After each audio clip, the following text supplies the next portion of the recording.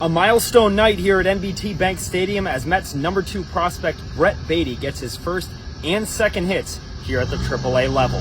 The 22-year-old third baseman from Texas steps into the box in the 7th inning under a beautiful Syracuse sunset and sends a sharply hit ball back up the middle for a single in his second game at this level. And I was just looking for a pitch up in the zone, and I got one, and I was just trying to stay with it myself, and luckily it worked out. Baty, who was just called up this week, went the opposite way in the 9th for an RBI, also his first of those in AAA. That was about the only thing that went right for Syracuse today as the Mets dropped the game 10-3 to the Buffalo Bisons. Thomas Hatch was dealing for Buffalo, going 5 1/3 innings of one-hit ball. The Bisons jumped all over David Peterson in the first inning, scoring 4 runs on 5 hits as Rafael Latigua surprised Peterson and the whole Mets infield and stole home. Logan Warmoth added this 2-run no-doubter home run in the 3rd inning off of Locke St. John to make it 6-0 and essentially put the game away. Buffalo added 4 runs off of Yohan Lopez in the 9th for the final margin. Nate Fisher did throw 4 scoreless innings in the midst of all that for the Mets, and star catcher Francisco Alvarez drew a walk in the 3rd inning to extend his reach base streak to 17 games, but the Mets lose to Buffalo for the 2nd straight night. Same place, same teams, same time, right here tomorrow night, 6:35 p.m. for Dollar Thursday here at NBT Bank Stadium. For the Mets postgame report, I'm Karl Winter.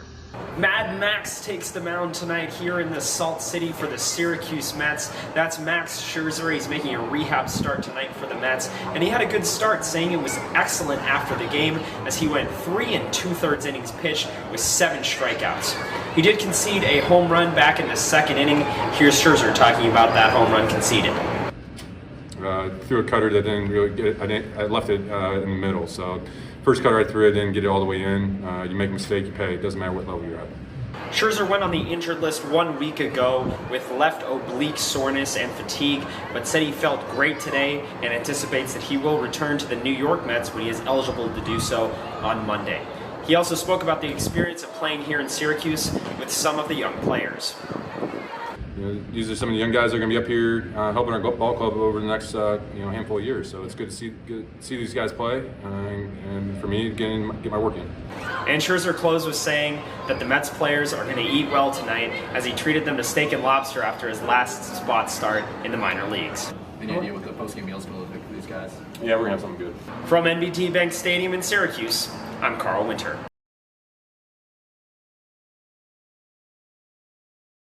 Now Messino 90 feet away from the first run of the game, and that's a shot and a base hit into left field. And Pepperdine on the board as Messino scores. Landis thinks about a double. He's going to try and get there, and he does. Quentin Landis with an RBI double, and Pepperdine leads it 1-0 here in the bottom of the 3rd. And this one's blasted out toward left field, giving a courtesy chase is Domer, but this one is way gone over the screen in left field for the 2nd time this series. A big fly from Billy Cook.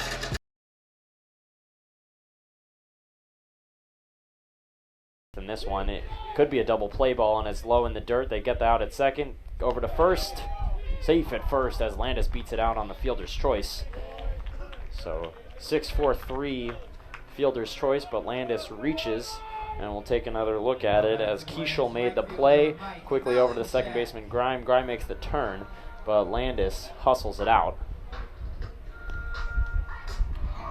So we'll take a look at the defense here for San Francisco in the outfield from left to right. Nell, Jovetic, and Williams.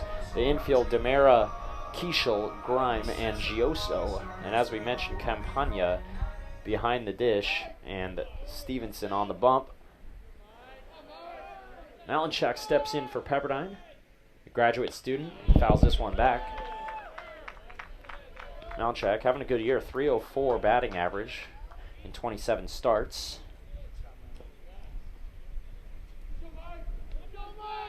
Hasn't hit for power a ton, but he's been consistent, also drawing 11 walks.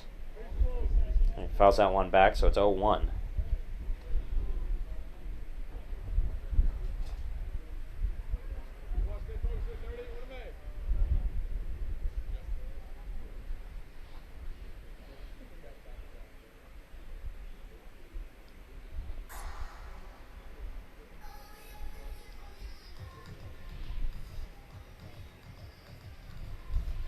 taking a check on Quint Landis over at first, who hustled out that fielder's choice to reach base. Looks to be all right.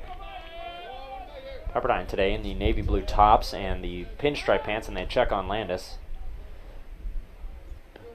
USF is in the all gray with pinstripes. They've got the green hats and green numbers. 0-1. Stevenson deals to Malinchak. Outside corner in there for a strike, and it's 0-2. Nice fastball from Stevenson.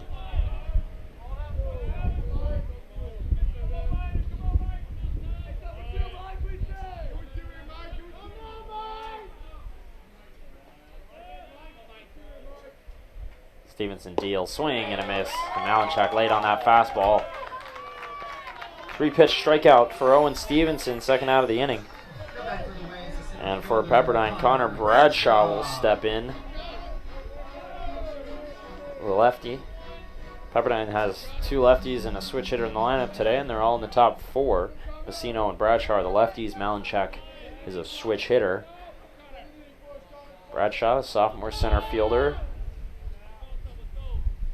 Then 272 on the year and chops that one foul.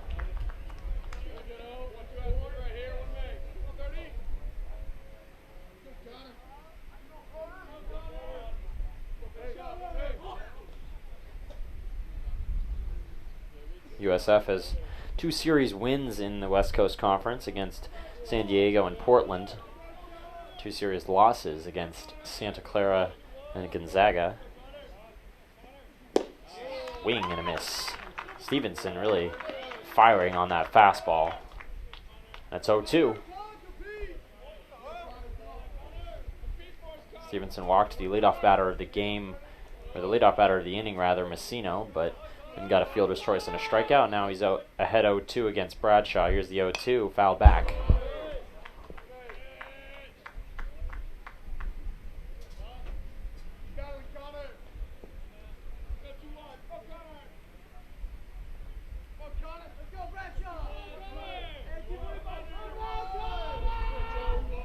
Bottom of the first here, the season opener, or excuse me, the series opener here at Pepperdine. Swing and a miss, and another strikeout. That'll end the inning for USF and Owen Stevenson. No runs, no hits, no errors. 1 man left aboard for Pepperdine. And here's another look at that. A fastball blown right past Connor Bradshaw. And that's the end of 1 here at Pepperdine.